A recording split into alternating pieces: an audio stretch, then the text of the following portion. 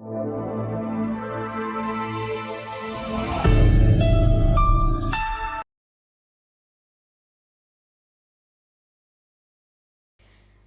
बच्चों, स्वागत है आपका कंप्यूटर की कक्षा में। तो हम शुरू कर रहे हैं एक नई पुस्तक कंप्यूटर की दुनिया कक्षा 6 बाय वाणी पब्लिकेशंस। शुरू करते हैं बच्चों पाठ 1, और पाठ 1 का नाम है कंप्यूटर का इतिहास, पीढ़ियाँ एवं वर्गीकरण। कंप्यूटर का क्या इतिहास था, क्या उसकी पीढ़ियाँ थी और उसका वर्गीकरण कैसे किया गया। तो सबसे पहले शुरुआत करते हैं परिचय से। आज का युग कंप्यूटर का युग कहलाता है, जिसे देखो, जो काम देखो सब कंप्यूटर पर ही है, जिसमें लगभग सभी कार्य कंप्यूटर की सहायता से किए जाते हैं। कंप्यूटर शब्द की उत्पत्ति लैटिन भाषा के शब्द कंप्यूट से हुई थी, जिसका अर्थ है गणना करना, मतलब गिनना।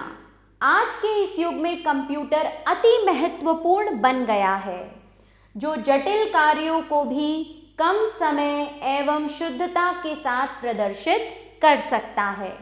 अन्य शब्दों में कंप्यूटर एक ऐसी स्वचालित इलेक्ट्रॉनिक मशीन है।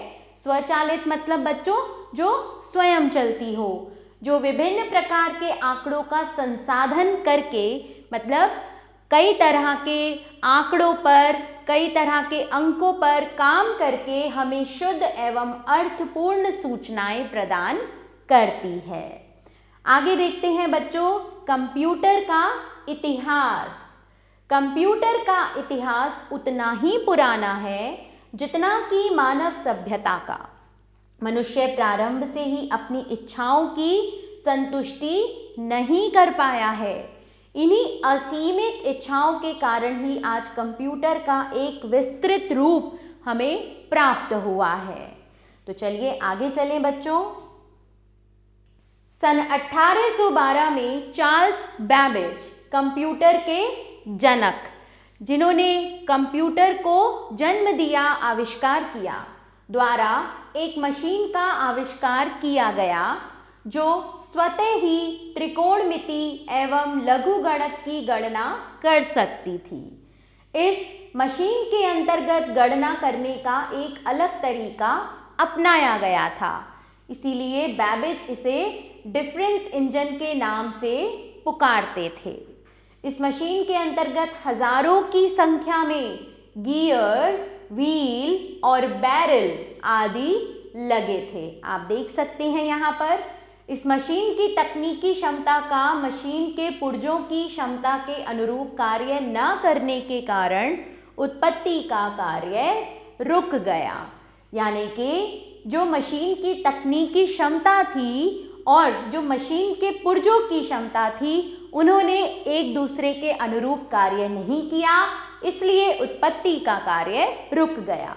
उसके बाद बैबेज ने एक अन्य मशीन की उत्पत्ति की, जिसे एनालिटिकल इंजन, आप देख सकते हैं यहाँ कहा गया, यह इंजन आधुनिक कंप्यूटर से मिलता जुलता था। साथ ही इसमें डाटा स्टोर करने की क्षमता भी थी। सन 1937 में हावर्ड एकन ने मार्क प्रथम नामक मशीन की उत्पत्ति की। यहाँ देख सकते हैं बच्चों आप मार्क प्रथम। मार्क प्रथम लंबी संख्याओं वाली अंकगणित एवं लघुगणक की गणितीय प्रणाली तैयार कर सकती थी। मार्क प्रथम को संपूर्ण रूप से सन 1944 में तैयार किया गया था। अब आते हैं बच्चों हम कंप्यूटर की विभिन्न पीढ़ियां। इस प्रकार जब तक प्रथम अत्याधुनिक कंप्यूटर तैयार हुआ, तब तक कई प्रकार के कंप्यूटरों की उत्पत्ति हो चुकी थी। अत्याधुनिक तकनीकी विभिन्न प्रकार के कंप्यूटरों की पीढ़ियों का ही परिणाम है, क्योंकि बहुत पहले से कंप्यूटर बनना प्रारंभ हो चुका था। उसमें सुधार होते होते होते हमें अत्याधुनिक तकनीक मिली। मनुष्य की प्रवृत्ति की भांति ही कंप्यूटर तकनीकी भी परिवर्तनों का ही परिणाम है। तो बच्चों, आज जैसा मनुष्य है बहुत साल पहले ऐसा तो नहीं था, है ना। हम आदि मानव थे, धीरे धीरे धीरे अपने आप में विकास करते करते करते आज हम यहाँ तक पहुँचे हैं। उसी प्रकार आज हम जैसा कंप्यूटर का स्वरूप देखते हैं वो वैसा नहीं था। धीरे धीरे उसमें भी विकास होता गया और हमें अब अत्याधुनिक तकनीक हासिल हुई। अब देखते हैं बच्चों कंप्यूटर की प्रथम पीढ़ी, जो कि है 1937 से 1953 तक। कंप्यूटर की प्रथम पीढ़ी की उत्पत्ति सन 1940 के अंत में हुई। इसमें वैक्यूम ट्यूब्स का प्रयोग किया गया था।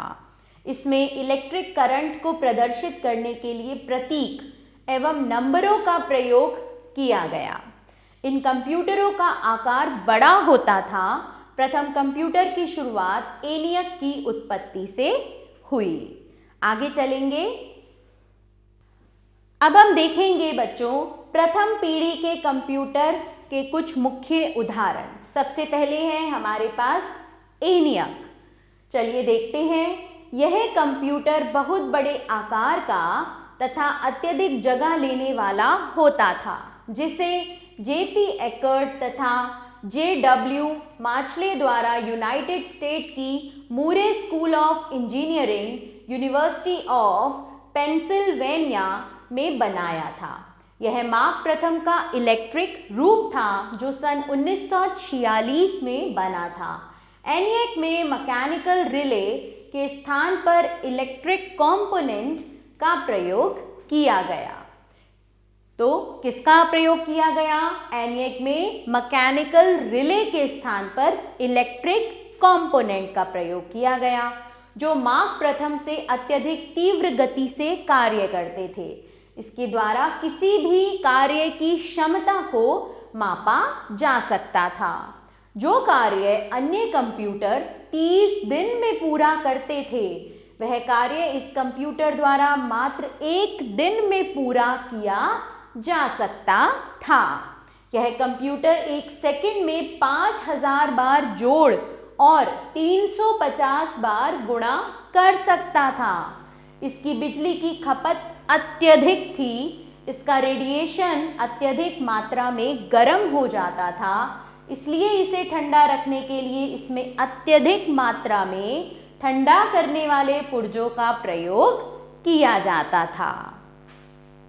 दूसरे उदाहरण का नाम है EDSAC। इस कंप्यूटर की उत्पत्ति कैम्ब्रिज यूनिवर्सिटी में हुई थी और यह 1 मई 1949 में आया था।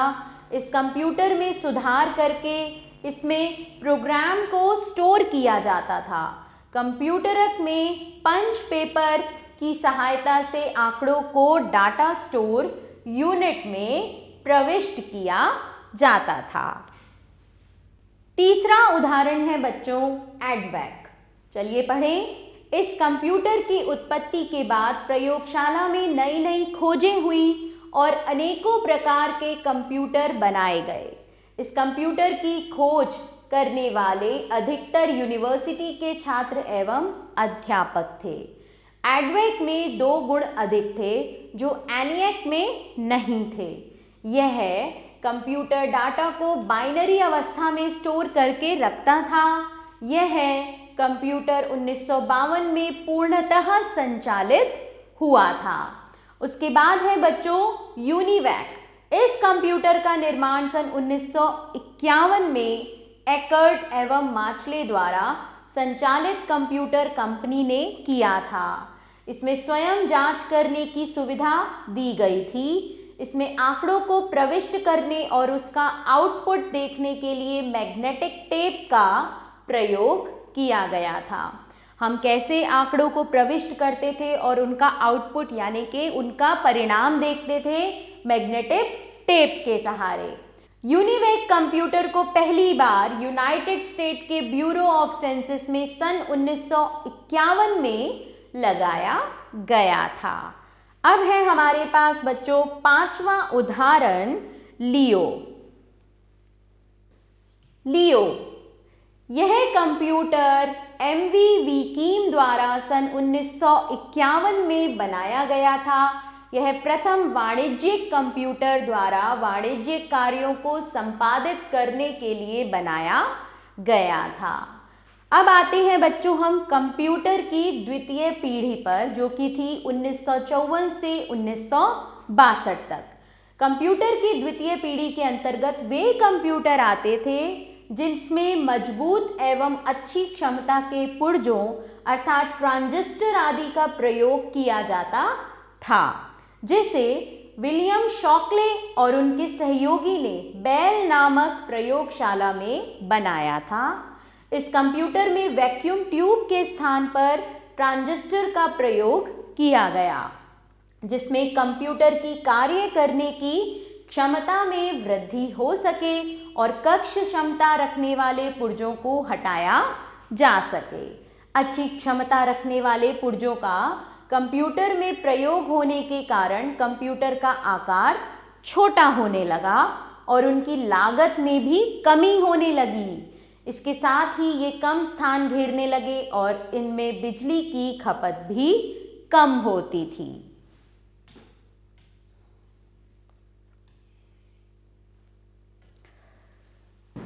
द्वितीय पीढ़ी के कुछ कंप्यूटर IBM 7000, IBM 1400 और IBM 1600 आदि थे। अब आते हैं हम कंप्यूटर की तृतीय पीढ़ी पर 1963 से 1972 तक। तृतीय पीढ़ी के कंप्यूटर की उत्पत्ति सन 1960 के मध्य में हुई। सन 1960 में वैज्ञानिकों ने हजारों ट्रांजिस्टरों की क्षमता रखने वाले पतली सिलिकॉन की परत से निर्मित एक इंटीग्रेटेड सर्किट की खोज की। इंटीग्रेटेड सर्किट एक पूर्ण इलेक्ट्रिक सर्किट है जो सिलिकॉन से निर्मित है।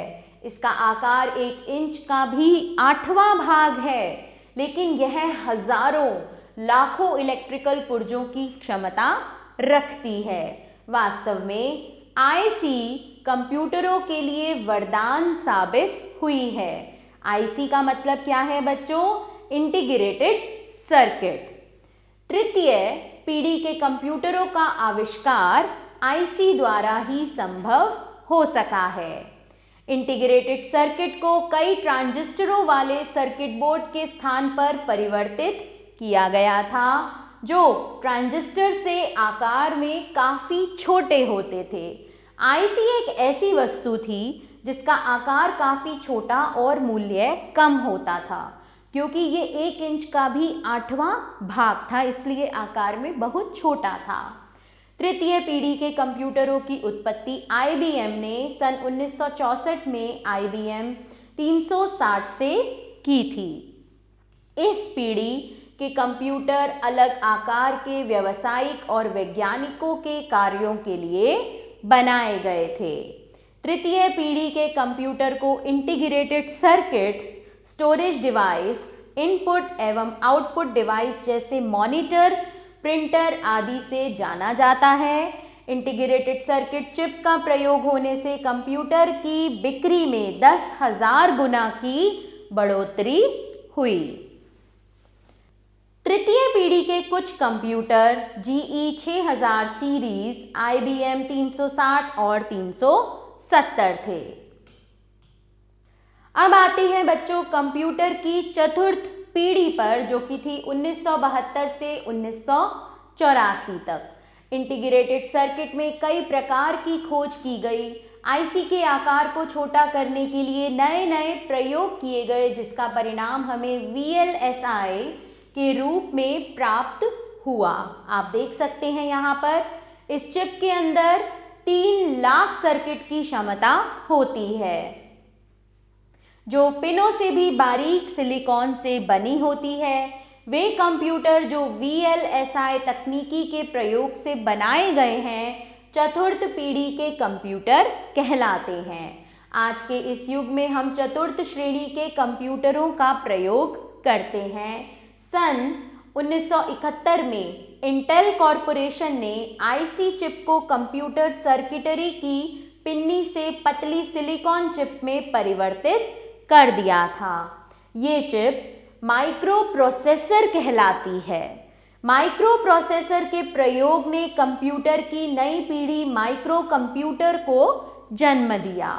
ये कंप्यूटर वह है जिसने कंप्यूटर और मनुष्य की कार्य करने की क्षमता में वृद्धि की। ये कंप्यूटर पुराने कंप्यूटरों की तुलना में काफ़ी छोटे और कम मूल्य के होते हैं। फिर आते हैं बच्चों हम कंप्यूटर की पंचम पीढ़ी 1984 से अब तक। तो कंप्यूटर की पंचम पीढ़ी नवनिर्मित पीढ़ी है।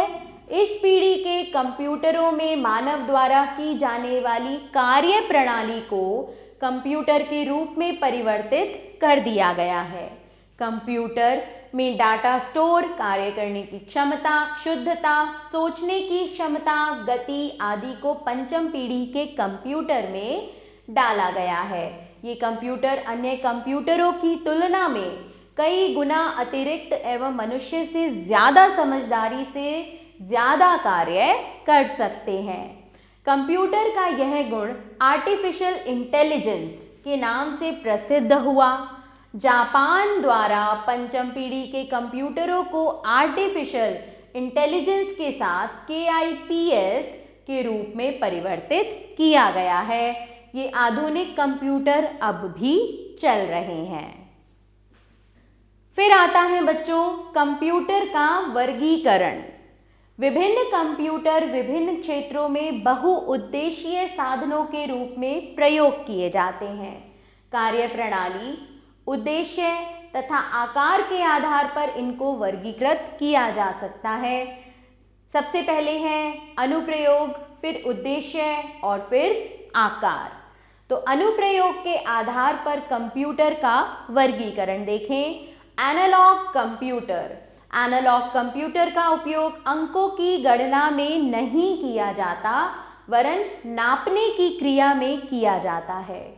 इनमें निरंतर संकेतों के रूप में सूचनाओं को परिवर्तित कर आंकड़ों के रूप में प्रदर्शित करते हैं, जैसे speedometer, voltmeter, sundial, thermometer, radar इत्यादि एनालॉग उपकरण हैं। फिर आते हैं हम डिजिटल कंप्यूटर पर। डिजिटल कंप्यूटर अंकों की गणना करते हैं। ये अंकों की गणना नहीं करते थे एनालॉग, ये क्या करते थे, नापते थे, जैसे कि स्पीडोमीटर द्वारा, वोल्टमीटर, सनडायल, थर्मामीटर, रडार आदि। लेकिन डिजिटल कंप्यूटर अंकों की गणना करते हैं। इन कंप्यूटरों में सभी निर्देश व आंकड़े बाइनरी डिजिट के रूप में सुरक्षित होते हैं। डिजिटल कंप्यूटर जैसे PC डाटा और प्रोग्रामों को 0 तथा 1 में परिवर्तित कर उन्हें इलेक्ट्रॉनिक रूप में प्रयोग करता है। फिर आते हैं बच्चों हम हाइब्रिड कंप्यूटर पर। हाइब्रिड कंप्यूटर क्या करता है, एनालॉग तथा डिजिटल कंप्यूटर के गुणों का सम्मिलित रूप हाइब्रिड कंप्यूटर है। हाइब्रिड कंप्यूटर के द्वारा विद्युत को मापने एवं आंकड़ों की गणना दोनों कार्य किए जा सकते हैं। सैटेलाइट तथा ECG की मशीन में हाइब्रिड कंप्यूटर कार्य करता है।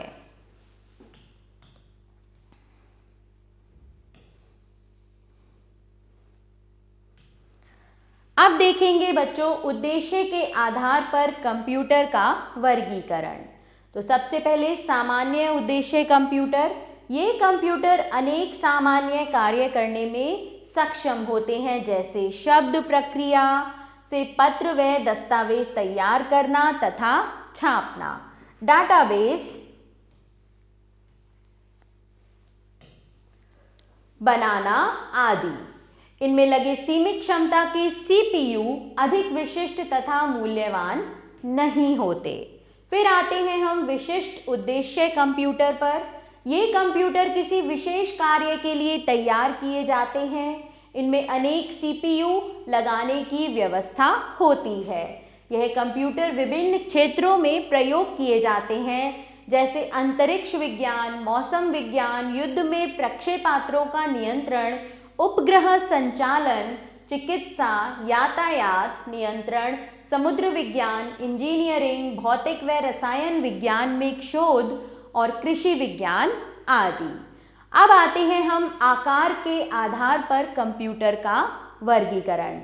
सबसे पहले है माइक्रो कंप्यूटर। ये कंप्यूटर आकार में छोटे होते हैं, इनका मूल्य भी कम होता है। इन कंप्यूटरों की वर्ड लेंथ 8 से 32 बिट तक होती है। इनकी गति तथा संग्रहण क्षमता प्रायः कम होती है।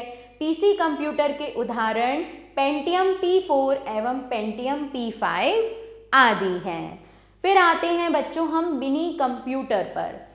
आकार में माइक्रो कंप्यूटर से बड़े इन कंप्यूटरों की वर्ड लेंथ 32 बिट या उससे भी अधिक है।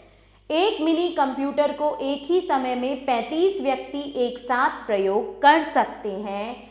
PDP, सेकंड, वेक्स 8300 आदि मिनी कंप्यूटर हैं।